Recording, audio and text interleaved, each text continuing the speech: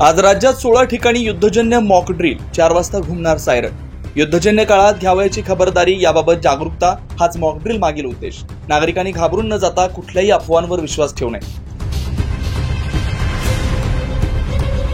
युद्धजन्य परिस्थितीच्या पार्श्वभूमीवर ऑपरेशन अभ्यास हे मॉक ड्रिल आज देशभरात घेण्याचे निर्देश केंद्र सरकारकडून देण्यात आले। राज्यात 16 ठिकाणी हे मॉक ड्रिल होणार आहे। या रंगीत तालीम म्हणजेच मॉक ड्रिलमुळे घाबरून जाण्याची आवश्यकता नाही, तर सावधानता बाळगून सतर्क राहत अशी परिस्थिती भविष्यात उद्भवल्यास सर्वसामान्य नागरिक म्हणून घ्यायची खबरदारी याबाबत जागरूकता आणणं हा उद्देश असल्याचं जिल्हा प्रशासनानं सांगितलं।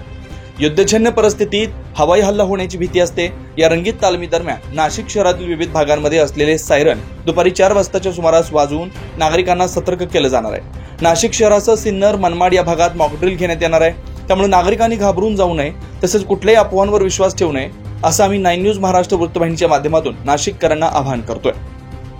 9 न्यूज महाराष्ट्र ब्युरो, नाशिक।